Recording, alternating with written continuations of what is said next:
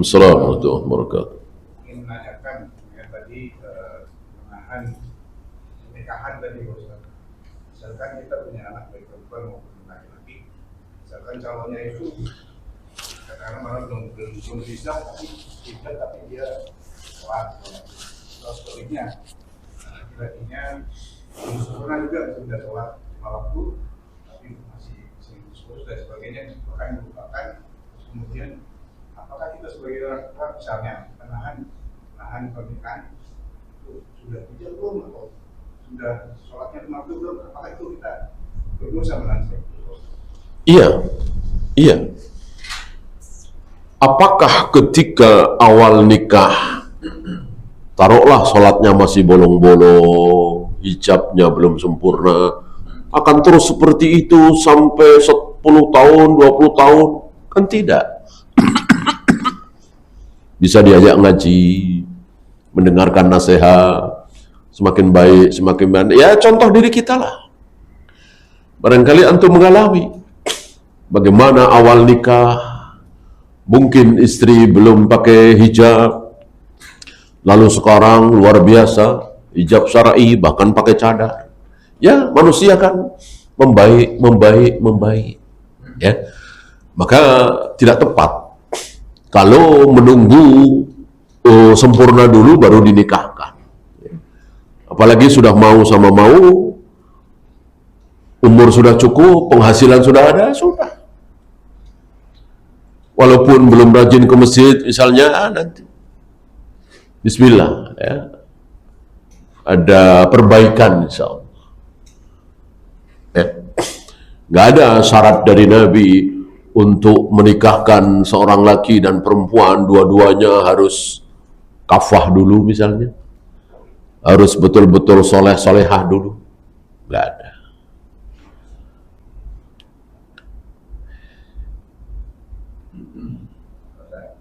Iya. Kaumnya Nabi Musa yang diselamatkan itu. Maka sekarang yang dengan Palestina, kebetulan mereka juga. Iya, siapa lagi? Siapa lagi kalau bukan mereka ya? Mereka tidak habis kan? Bahkan Nabi mengatakan ya sampai nanti ada pohon gorkot itu.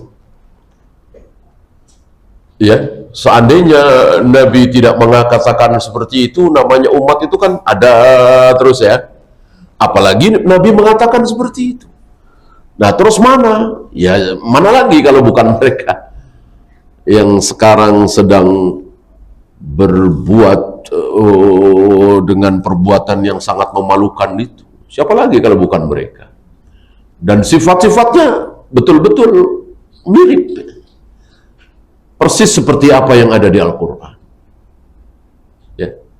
Ya, ingkar janji, ya tidak ada belas kasih, ya lebih buruk dari kafir yang lain. Ya, lebih buruk dari orang Buddha, Hindu, Konghucu. Ya, dan dikecam seluruh dunia, ya nggak bergeming. Ya, dan mereka memang pintar. Kepintarannya sedang kita saksikan. Ya. Bisa terus melobi negara adidaya. Ya. Hampir-hampir seluruh presiden Amerika itu pro ke dia. Ini kan kelicikan mereka. Dan begitulah mereka. Ya. Dan begitulah mereka. Memang pintar, tetapi dipakai untuk bermaksiat. Berbeda dengan kaum muslimin, para sahabat itu pintar, cerdas, tapi dipakai untuk taat. Mereka kepintarannya dipakai untuk berbuat maksiat.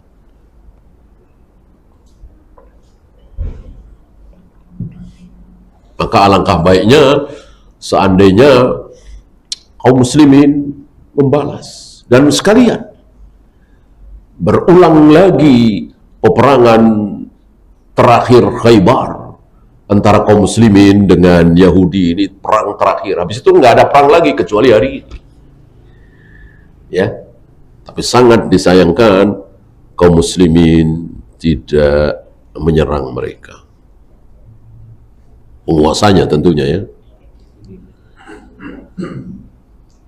Tapi dulu kan ada ini tuh kan, dari Syekh Albani yang masalah yang menyarankan bahwa keluar dulu tuh kaum muslimin yang ada di Palestina, kemudian baru diserang, sehingga tidak ada korban dari kaum muslimin.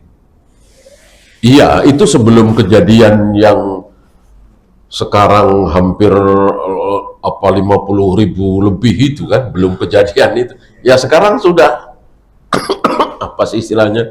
Sudah kepalang basah ya kan? Sudah kepalang basah. Maksud beliau tentu jangan sampai ada korban kaum muslimin. Ya sekarang bagaimana? Ya, seandainya waktu itu mereka mengosongkan Palestina, hijrah kemana, setelah itu kaum muslimin menyerang mereka yang ada di Palestina, Yahudi yang ada di Palestina, ya itu ide yang bagus sekali. Sekarang sudah kepalang basah ya. Jika sekarang kumandangkan jihad, insya Allah itu yang terbaik. Apakah hadis Nabi tentang mengajarkan anak memanah dan berkuda hanya untuk pada zaman tersebut? Apakah masih relevan saat ini? Iya, apapun yang terjadi ketika kaum muslimin bisa memanah, bisa berkuda, itu sebuah kebaikan. Tapi jangan lupa bahwa hari ini ada sesuatu yang lebih cepat dari anak panah, yang lebih cepat dari berkuda. Tentu ini tidak boleh kita pungkiri ya. Maka saya kira kita semua sepakat. Kalau berlatih berkuda, tentu lebih berlatih lagi, misalnya mengendarai pesawat tempur misalnya, ya kan? Tank misalnya, gitu. Untuk ukuran hari ini. Hari itu memang yang paling kuat, yang paling cepat kan? Dibanding dengan tombak, manjanik, pedang, tentu anak panah yang paling kuat. Ala annal quwata ar-ramyu, ala innal quwata ar-ramyu, ala innal quwata ar-ramyu, kata Nabi. Ketahuilah bahwa kekuatan itu ada di lemparan, ya, maksudnya anak panah.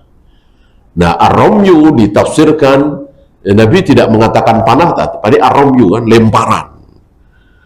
Ya tentu lemparan dengan anak panah sekarang sudah kalah dengan peluru, dengan bom, dengan rudal, ya kan?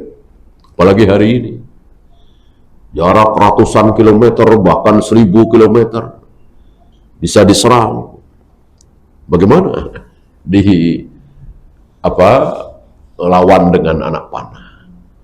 Hari itu memang yang terkuat panah.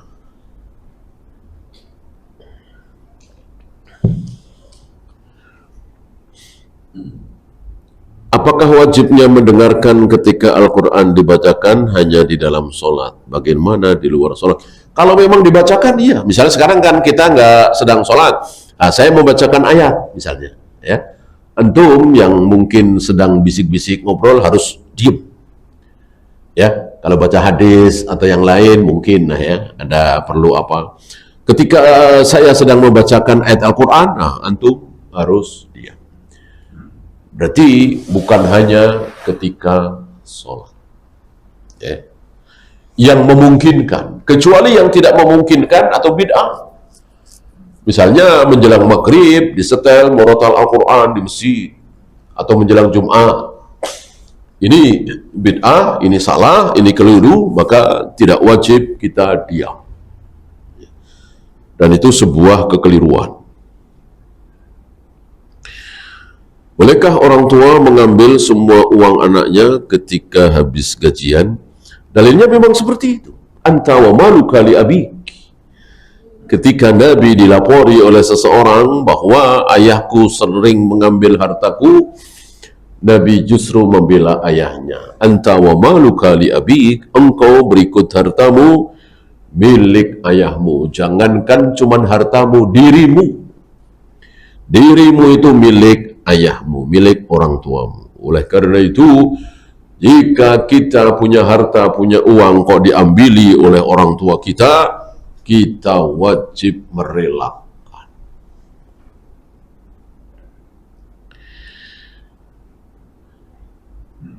Al-yawma akmaltu lakum dinakum, ayat terakhir. Sedangkan riwayat tentang Ibnu Abbas ditanya tentang surat An-Nasr, lalu dijawab ayat itu turun tanda dekatnya ajal Nabi. Iya, ada beberapa riwayat misalnya. Maka di sini para ulama menjawab yang akhir-akhir. Yang akhir-akhir. Ya. Jadi tidak satu ayat, ada beberapa. Salah satunya An-Nasr. Apakah 70 orang yang terpilih oleh Nabi Musa benar-benar mendengar suara Allah? Ini khilaf benar ulama.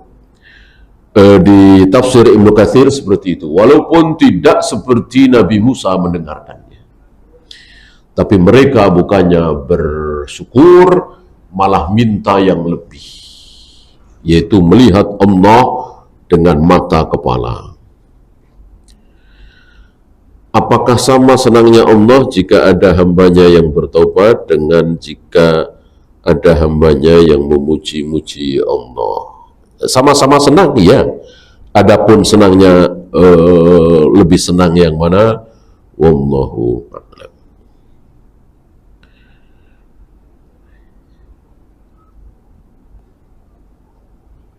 Alvaro Junior Rahman, apakah nama ini boleh? Tentang nama, sunnahnya itu satu ya.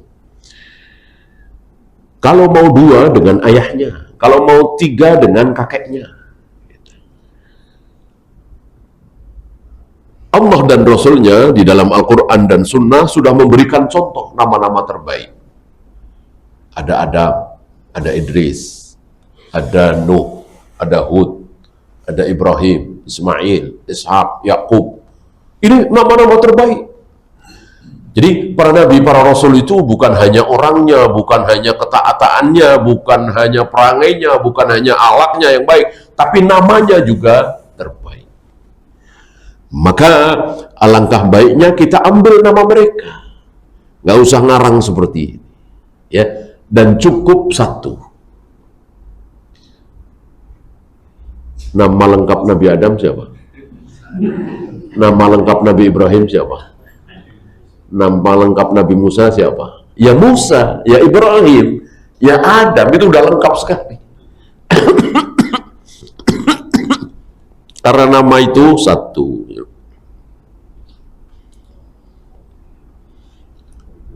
Dan tidak perlu ada arti. Ya, dari Adam, Idris, Nuh, Hud, Ibrahim, Ismail, apa artinya? Gak ada artinya. Sama dengan Abu Bakar, Umar, Utsman, Zubair, Tolha, artinya apa? Gak ada artinya. Karena nama itu gak harus ada artinya. Nama yang harus ada artinya hanya nama Allah. Nama Allah ada artinya. Dari mulai Ar-Rahman, Ar-Rahim, Al-Malik, Al-Qudus, semuanya ada artinya. Ada sifatnya. Dan sifatnya sesuai dengan namanya. Adapun nama kita tidak perlu ada arti. Ya, dan itu nama-nama terbaik. Apakah haji saat ini tidak wajib dikarenakan sistem penyelenggaraannya oleh pemerintah mengandung riba dan tidak ya? Urusan pemerintah, urusan kita ya udah, kita punya uang untuk nama kita masuk ya sudah, kita setorkan. Berarti kan kita sudah ada usaha. Seandainya kelak Allah bertanya kepada kita, kenapa engkau sampai meninggal belum berhaji? Setidaknya kita bisa jawab, saya sudah usaha ya Allah. Tapi bagaimana lagi? Belum sampai.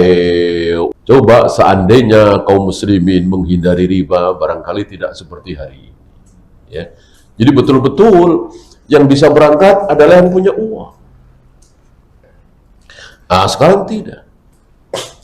Yang penting store nama. Udah begitu ada bank yang mengambil keuntungan. Ya, yang penting ada 5 juta nih, saya talangi nih. Jelas itu riba.